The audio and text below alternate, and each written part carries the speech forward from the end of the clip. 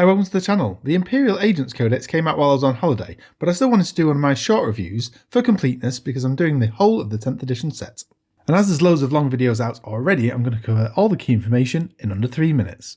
Let's start by addressing my biggest concern with the Codex. It's a great idea, but not well executed in my opinion. The idea of an Inquisitional army or a force to be included in an Imperial army is great, but it really doesn't work well. The solo army will be fluffy but poor, and you can't include much in other forces to be worth it other than some single characters. Then there's the Deathwatch, which has been diminished to the point they're unlikely to still be played. However, there are some interesting things in here, so let's dig deeper.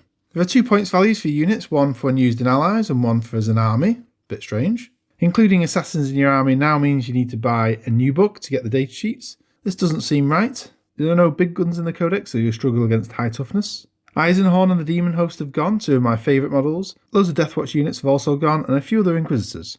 This is all part of the 10th edition purge. Using the faction in other armies has specific rules. In 2,000 points you can take 2 characters, 2 retinue units and 1 requisition unit. A requisition unit is one of 3 allowed: Battle Sister Squad, Grey Knight Terminators or an Immolator. It's a shame that only 3 units are available. Retinue units are anything in the Codex. Some won't count towards your points, like squads led by a character and dedicated transports. Also the Deathwatch are available. Some units can be really useful as allies. Assassins seem to be really good and viable. Be interesting to see their new points. They gain a cool rule where you can swap out your assassin at the game depending on your matchup. Just needs to be the same price or lower than what you added to your list. The Vindicator can shoot lone operatives outside of 12. Caluxus can 3-inch deep strike. Eversaw can advance, shoot and charge with a turbo mode to make him more killy.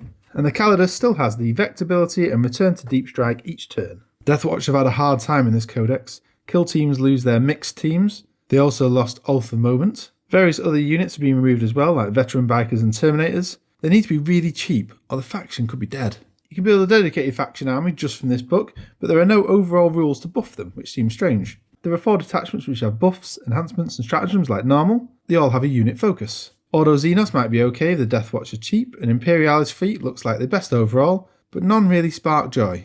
I'm not going to go into detail for each detachment, as I doubt you'll see them played. This faction will really struggle for killing power. I'm going to show the key details for each on screen if you wanted to pause. Ordo Xenos is basically the Deathwatch index detachments, but with the changes, it'll be a lot weaker. Hereticus and Malleus are too specific with the units that get buffed. There's a limit to how many Grey Knights you can take in Malleus. They probably should have made them battle line. The Imperialis fleet is probably the strongest, but really I can't see it holding up in tournament play. So the Codex is a great idea, poorly executed.